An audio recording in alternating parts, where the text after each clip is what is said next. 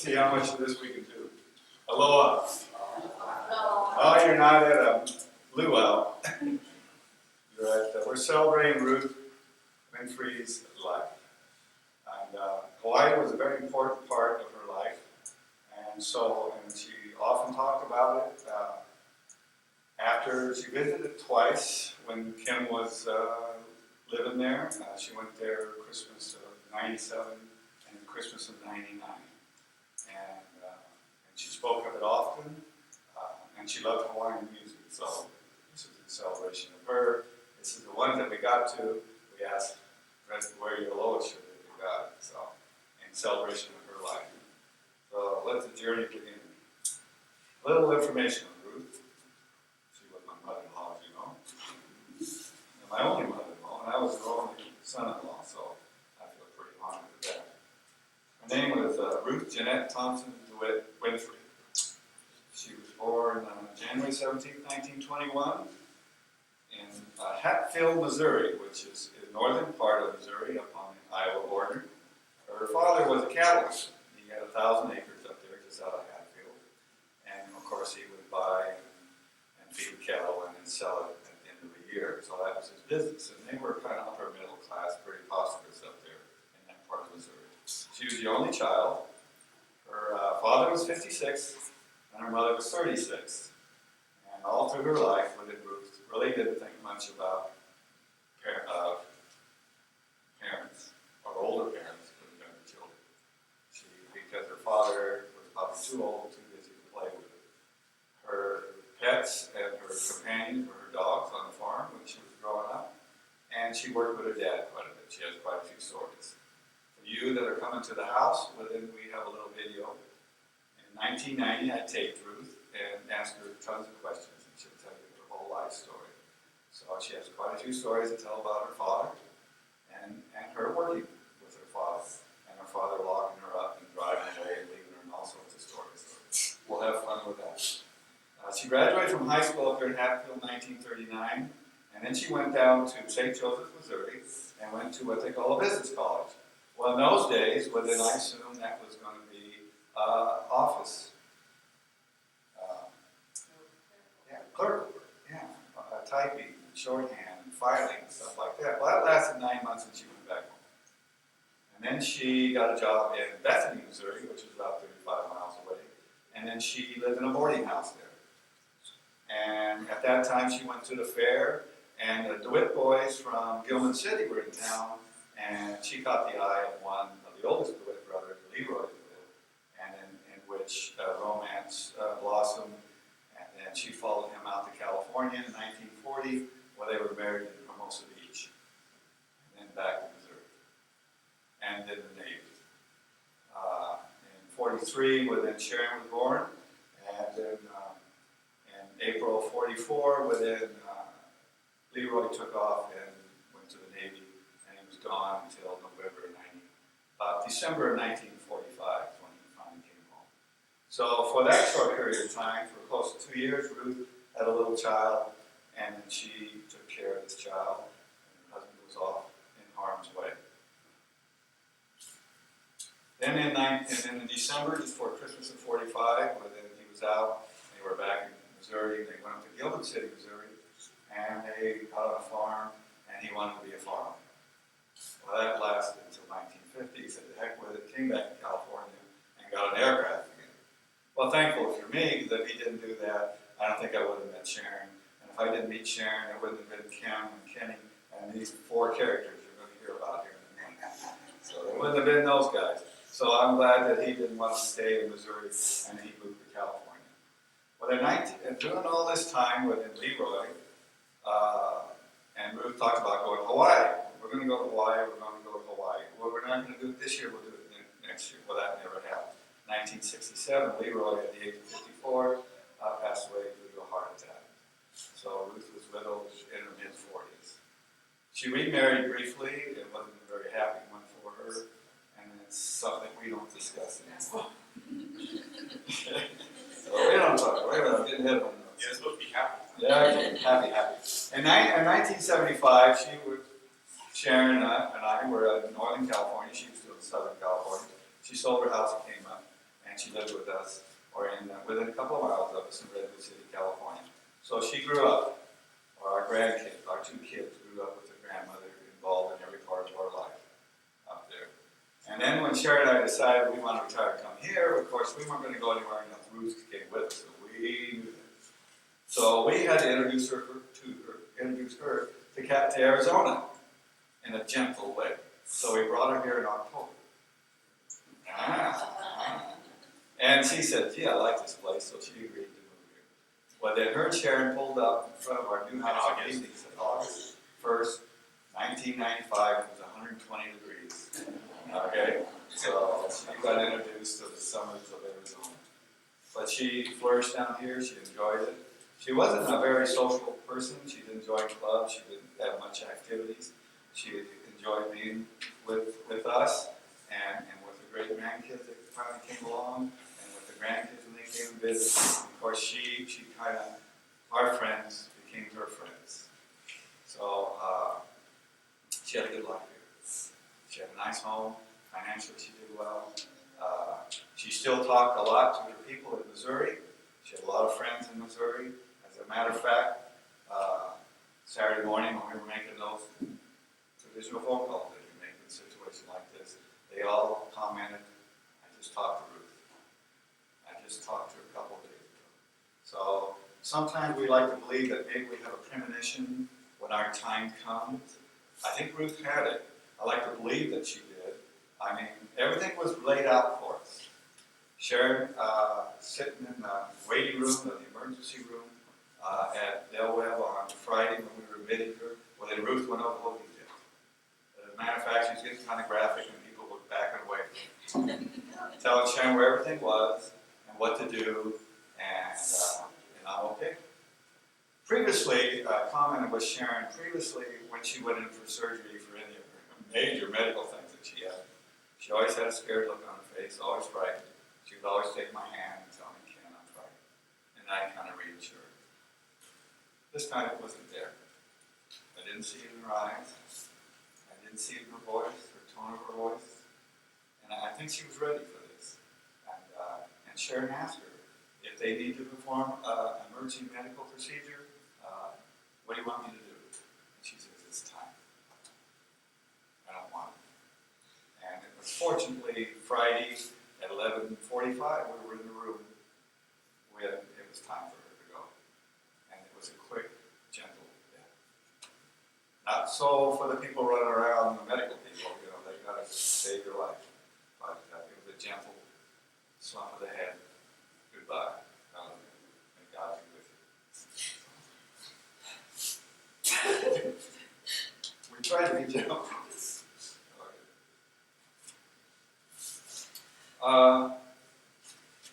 We have some brave souls, and they've taken an active part in this service. I think they would like to say some things. And we're going to start off with, by the way, I want you to know that all four of her great-grandchildren, she was there at their birth. She was there. The first one you're going to hear speak is Jason. He's the oldest. He was born in Redwood City, California, and we had the whole family in that room when he came into this world. And then a couple years later, down in San Diego, when the twins were born, of course, we weren't allowed in the room, but we were allowed on the other side of glass, so we were there. And Ruth was there. So she got to see these wonderful little kids with a heart, the heart of a lion, and they've given us strength, believe me. You're going to understand why they give us strength. So I'm going to introduce you to the first one, and take a deep breath for a minute. Okay, we'll talk about your great-grandma. Jason, William, lights up.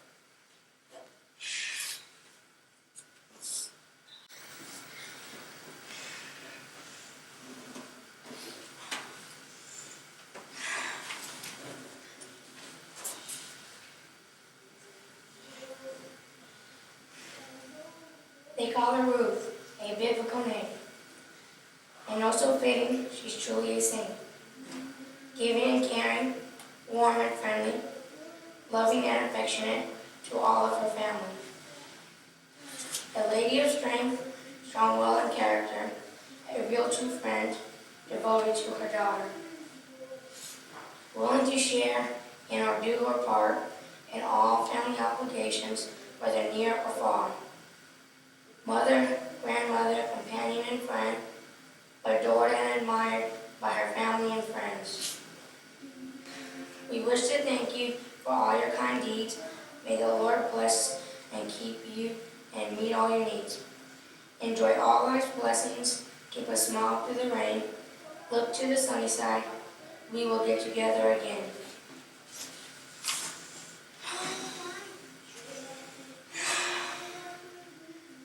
Some of my favorite memories of my great-grandma are when me and my brother and sister would go to her house and would walk the night back in or spend the night. She would always come over for Christmas whenever we came to Arizona for Christmas.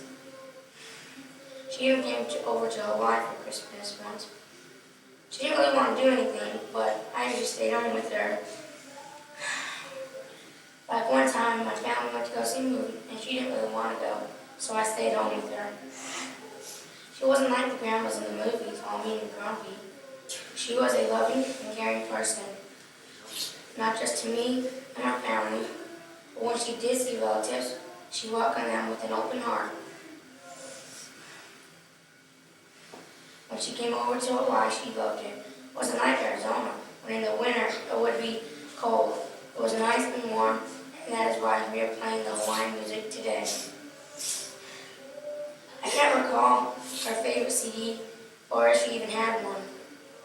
She did get some t-shirts and a dress at a Hawaiian store called You Go Hatties.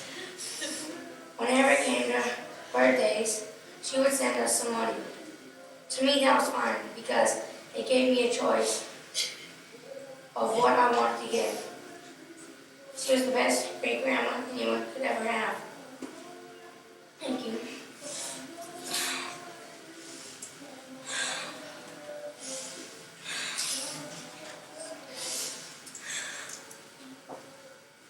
That's one down, two to go.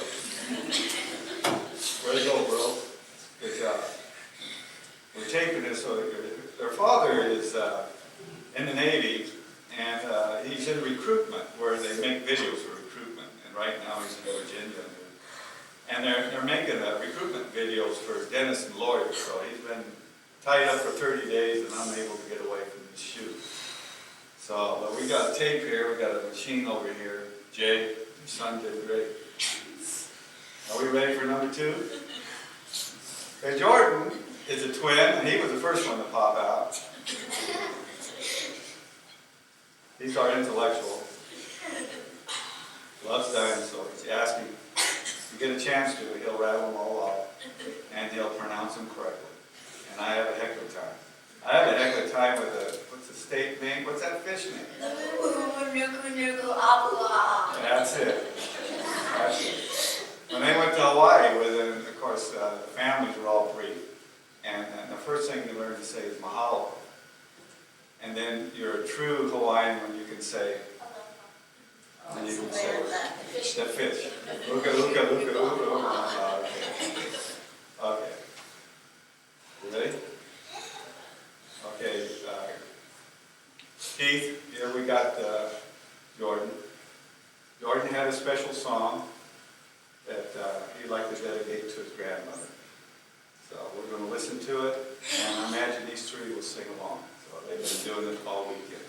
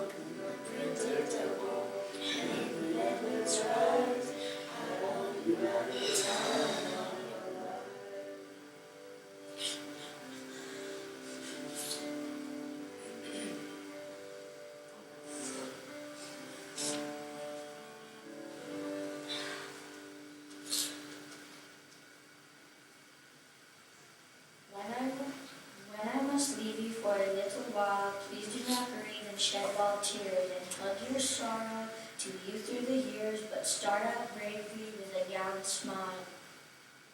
And for my sake and in my name, live on and do all things the same. Feed not your loneliness on empty days, but fill each waking hour in useful ways. Reach your hand in comfort and in cheer, and I in turn will comfort you and hold you near. And never, never be afraid to die, for I am waiting for you in the sky.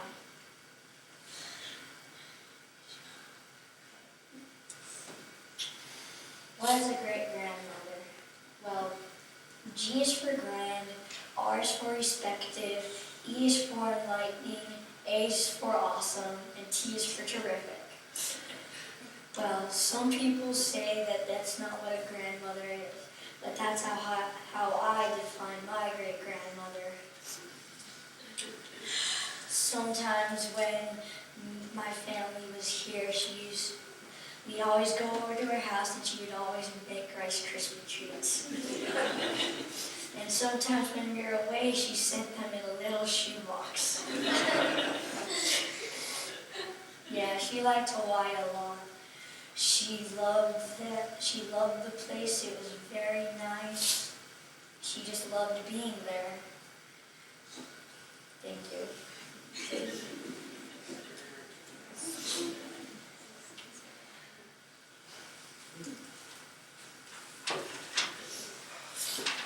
Two down, one to go. Kind of incredible, huh? These kind of children's words. I don't know.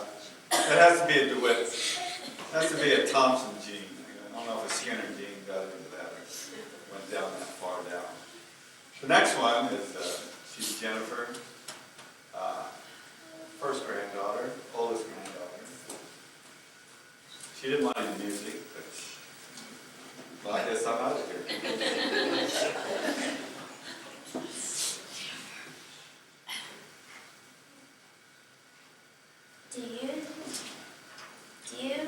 Don't think of her as gone away, her journey's just begun. Life holds so many facts, this earth is only one. Just think of her as resting from the sorrows and the tears, in a place of warmth and comfort where there are no days and years. Think how she must be wishing that we can know today, how nothing but her sadness can really pass away. And think of her as living in the hearts of those she touched, for nothing loved is ever lost, and she was loved so much. Got any memories?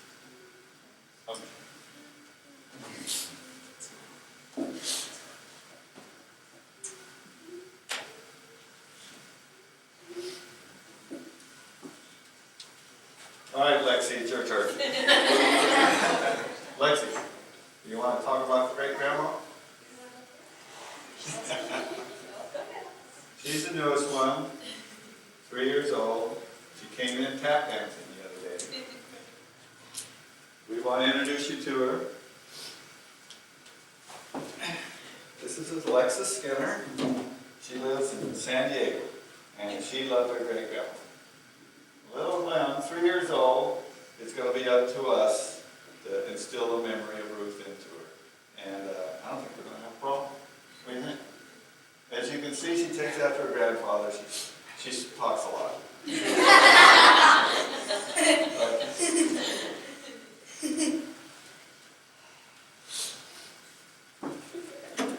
Well, Sharon was jotting down some notes, and she can't quite do it, but if you haven't met some of my family here, I have my sister, Marguerite's here, and then of course everybody here who lives here knows Jean, and so I think Marguerite would like to express Sharon's thoughts.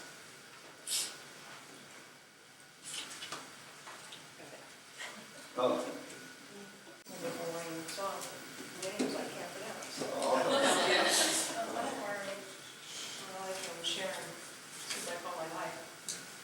More a sister than a sister-in-law.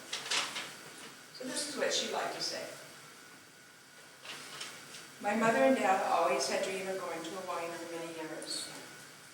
It was always going to be tomorrow, or maybe the next year.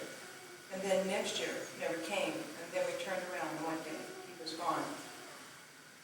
But she still talked about going, so in 1997, her dream came true. From the time she stepped off the airplane, she was in awe of all the beautiful flowers and palm trees on white sandy beaches. She loved the way the soft breeze blew through her hair and the palm trees swayed. She loved the soft, misty-type rain, even though to some of us it had been a downpour. She walked in the beach in her bare feet and at sunset on the lanai, dining with her oldest grandchildren and drinking blue Hawaiians. As we sat on a wall watching the waves, Ken asked her if it was everything that she had dreamed of. And she said, yes, but I waited too long. That first trip we took her to was in Waimea Bay Park. We spent the entire day going through the park, and she loved the vision of all the flowers. They were everywhere she looked. Their scent hung heavy in the air, and she loved being able to just be there and enjoy it. Her vision of Hawaii had been the way she thought it would be. Her visit to Pearl Harbor was a little painful for her, and Hickman Air Force Base. Her husband Leroy had sailed into Pearl Harbor aboard the destroyer USS Kimberly in 1945. And in 1945, he was getting ready to set sail again after being fixed from being bombarded from kamikazes. I knew Ruth, maybe not as close as I would have liked to know her. I'm the fifth in our line of children. I'm the youngest daughter, sister of Ken.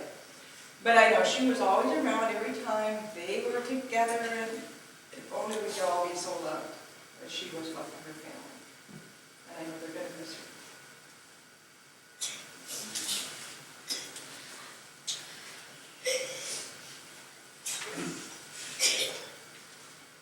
Well, the next person I'm going to introduce, he probably doesn't look like me at all. But he's my oldest son, and he's Ruth's first grandson. And you won't see any family resemblance there at all. I don't know where this guy's is. This is my son, Kim.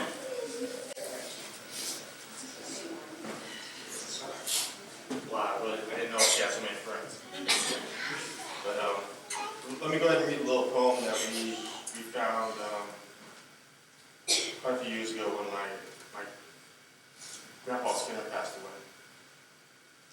Do not stand at my grave and weep. I am not there.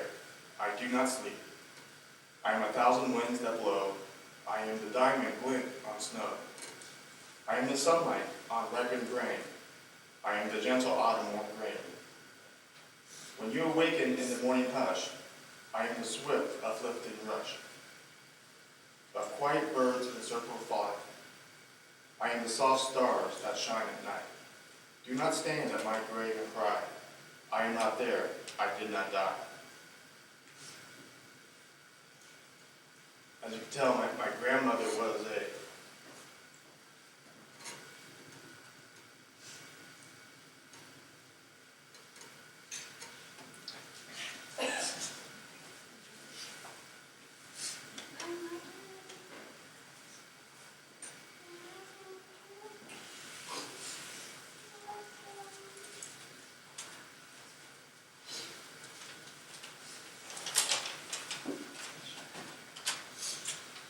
Well, us, the family, have shared our memories of Ruth. We know that at a passing it is sad, and it is all right for us to grieve. But we would like to think this be a joyful time in our human life or in our spiritual life. We have different stages we go through. This is our physical stage. And it depends on your beliefs and how you worship your God. Depends where you are spiritually. We've never heard Ruth talk about going to church, even though they're out there in Missouri, in that southern state, kind of a Bible Belt. I don't know if her parents took her to church, or if she went to church as a child. She never talked about it. There were Bibles in the house, and she belonged to organizations that were of a religious nature. She was an Eastern Star for over 50 years. So we know there's some religious values there. So that's why you don't see a minister here.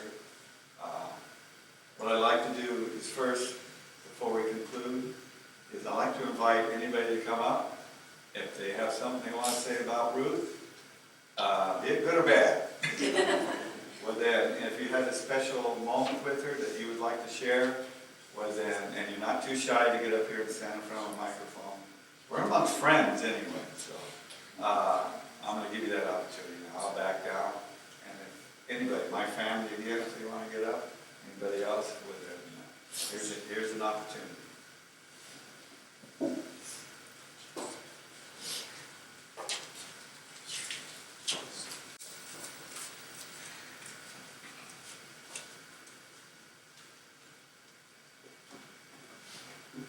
My great grandma really loved to party, and she was the best one in the world.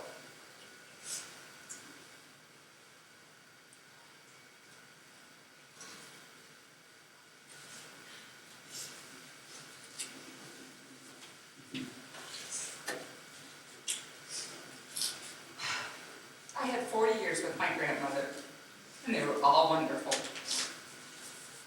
I do have two stories I want to share with you, for those of you that... She did contribute to the delinquency of minors by taking her 19-year-old granddaughter to Reno, Nevada, plying her with gin fizzes. She introduced me to alcohol, and then taught me how to gamble on the quarter machines. And my bucket would run empty, and she'd refill it again for me. And then she introduced me to the cocktail shows they have there in the evenings, where the girls don't wear very many clothing, and the men are all very attractive. And every time I asked, could we go again, could we go again? We must have seen the same show 4 or 5 times in one weekend. The lead dancer was very hot. And she took me and sat in the front row with me each time. We drank gin fizzes the whole weekend, and gambled all of her quarters away. And I had a wonderful time with her. And another story I have is when we were stationed in San Diego, she came for Jason's 2nd birthday. And she came early so she could help me get ready for the rest of the family to come. And we had a small black dog, and we lived near a canyon. And we let the dog out that night before everybody came. And no sooner had she gone out than she thudded into the glass door to get back in. And as she ran in and landed in my grandmother's lap, smelling of skunk.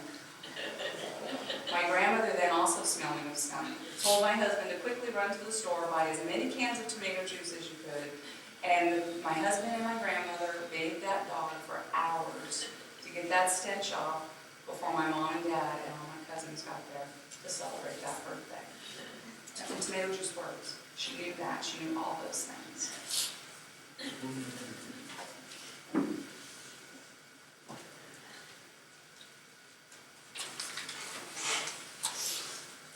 a minute.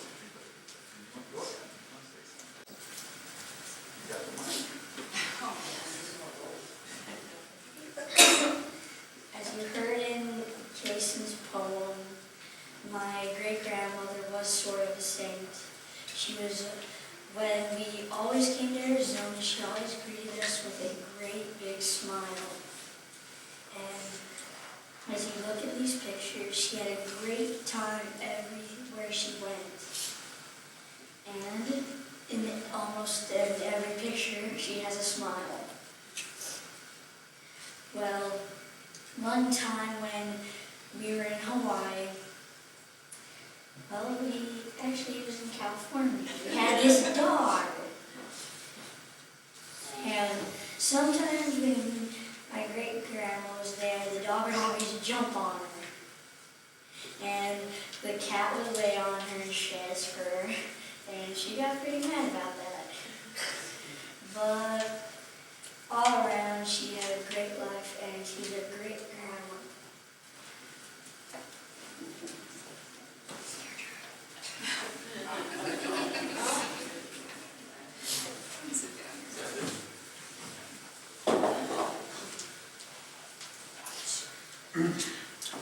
Okay, bunch of cows. I'm going to ask now that we have a moment of silence and a silent prayer for you to pray for Ruth in your way, in your special way with your God. And God bless and keep her.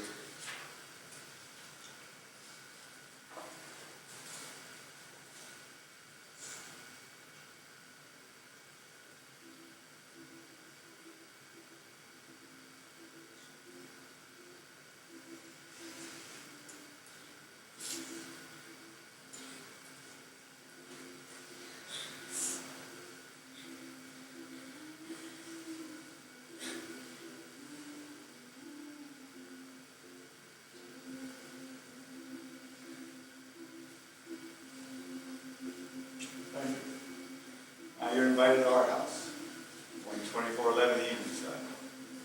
We've had some dear friends of ours that we should have plenty of food over there. So, and we have pictures that we would enjoy for you to come up and take a look at Ruth's life. I think we tried to capture it all. I know Ruth since I was 19 years old when I went over her house when I first stayed with Sharon.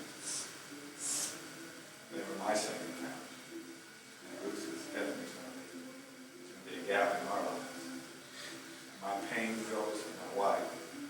I wish somehow I didn't leave that pain. And to my grandkids. And to Jason. It was kind of tough yesterday. So, thank you very much for helping us celebrate Ruth's life.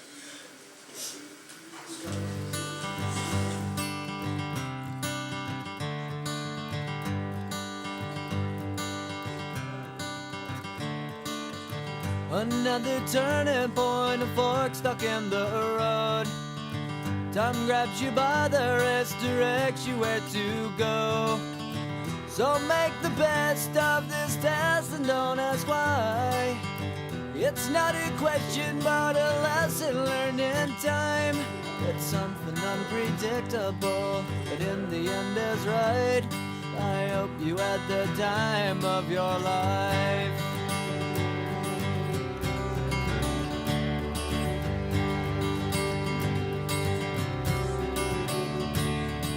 So take the photographs and still frames in your mind, hanging on a shelf in good health and good time. Tattoos of memories and dead skin on trial. For what it's worth, it was worth all the while. It's something unpredictable, but in the end is right. I hope you had the time of your life.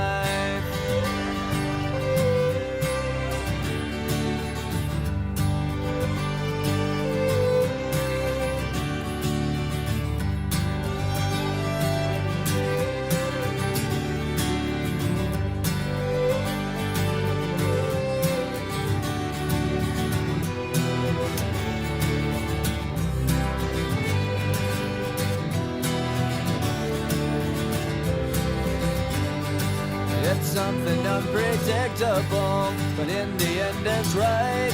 I hope you had the time of your life.